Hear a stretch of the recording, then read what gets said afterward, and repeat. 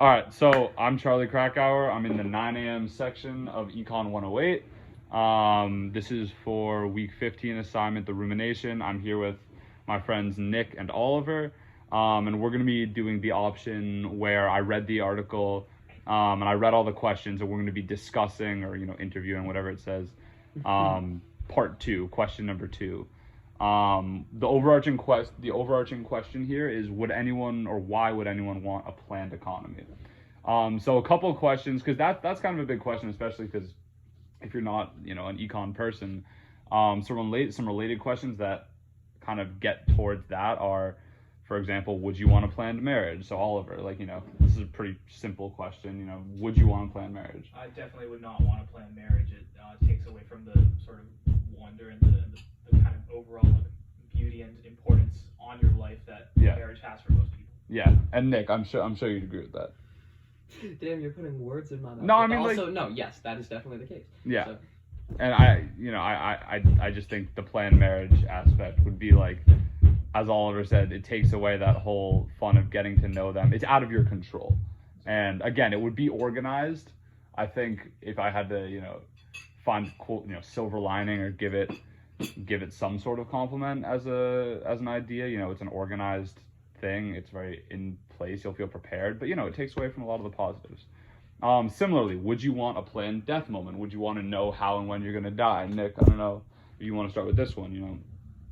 Would you want that planned death moment? I would say, again, or sort of like if that meant that I could plan it, yes. No, it does not mean it's out of your control. You are just told what is going to happen. Yeah, that sounds kind of unpleasant, because then it's just like, it's like when you're waiting for like a class to end and you're just staring at the clock until the end, and it makes it feel so much longer, but also you're not really taking anything in. Like, I wouldn't want to live my life that way. Yeah.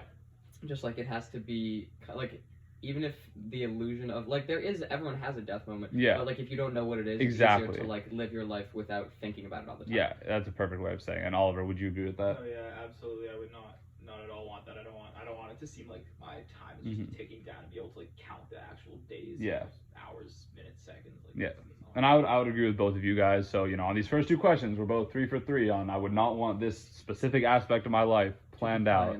So again, more broadly speaking, would you want every day and every interaction of your life to be planned? And I think for this one, what makes me pretty obviously say no is like the spontaneity and the enjoyment of life is a big part of it.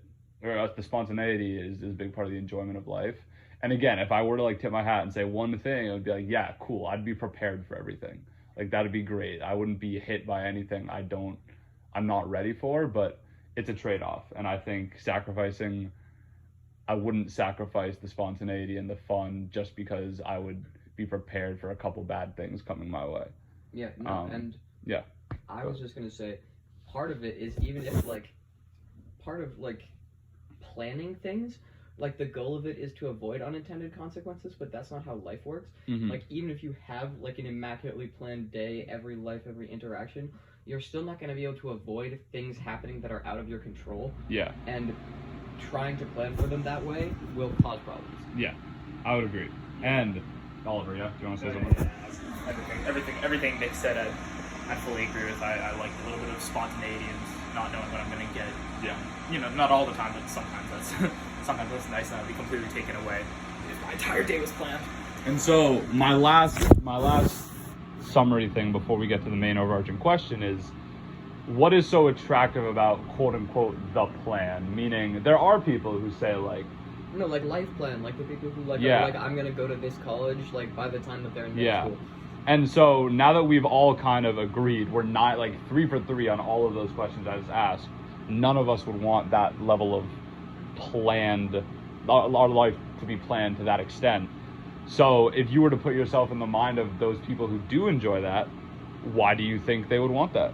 What do you think, if you had to put yourself in a position of wanting that, what would be so good about it? I feel like it's kind of the illusion of control. Like, if you tell yourself this is how my life is going to be, it's a lot easier to envision it actually being that way, especially if you take steps to be, like, if your life's goal is to kind of be a high-powered lawyer and make a lot of money, and that's like what you want to do, if you're doing things that make you believe that you will be more likely to end up at that place, then it can kind of comfort you as like, oh, I'm doing what I need to do to get like. So can I follow up with this now? The illusion of control. Would you say there is actually control there? I think it goes back to you don't really get to decide things in life. Like, you get to decide a lot of stuff, but ultimately there are some things that you just can't control.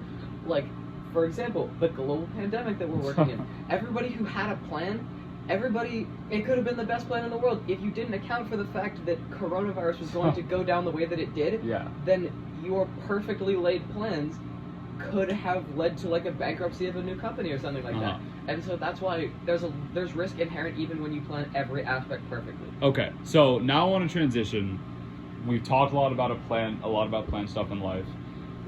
The main question is, okay, now why would you or anyone want a planned economy? Before, I'll read a quote really quick from the paper that I read for this assignment.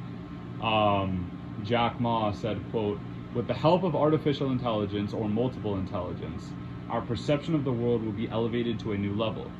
As such, big data will make the market smarter and make it possible to plan and predict market forces so as to allow us to finally achieve a planned economy."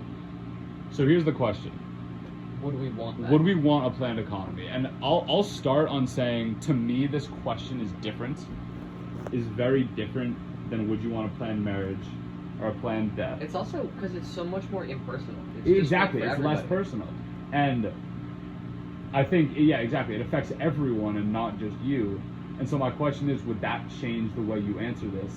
Because I think a large thing about a planned economy is that the idea of it is that it would do more good for the world, because you wouldn't have like all the negative things that could possibly happen in an economy would ideally be avoided. I would say what's interesting is there are a lot more objective measures of, is an economy successful? And it's easier to achieve those in like a planned economy than it would be to achieve like the subjective measures of like happiness and satisfaction in a marriage. But a planned economy hypothetically does sound like a good idea, but again, humans don't have the ability to control the world that much, I would say. And you still are going, no matter what you do, you still are going to have some elements that just cannot be accounted for. And I feel like one thing that you run the risk of if you try is you build this like Rube Goldberg machine economy that's like really stacked up and like carefully, like everything falls into its place. And then if one thing gets disrupted, it all falls apart. And my overarching thought on this specific question is like, I'd like to think it would do a lot of good, because it would hopefully avoid things. It would hopefully avoid things, such as like recessions and whatnot, and like those very extreme moments, like ideally would be avoided. Like maybe it would have more trouble on a smaller scale, like here and there things would slip through the cracks. But like if we can avoid recessions and depressions by, regulating market forces with AI, that'd be awesome. And so, I if someone were to say we can do this right now, I would say go for it. What's the harm in trying? You can't get much worse than it is right now. Essentially, is like the kind of the concept it seems. So that's really all I wanted to talk to you guys about today. That was a great discussion. Thank you guys for joining me here. Sorry for dominating the conversation. No, dude, you saved me, because I love talking about this, but it's good to have someone else to talk to, so it's not talking at someone. Once again, this was Charlie Krakauer's assignment for Econ 108 9 a.m. Continues to be Charlie Krakauer's Continues to be me, 9 a.m. section, and that's a wrap.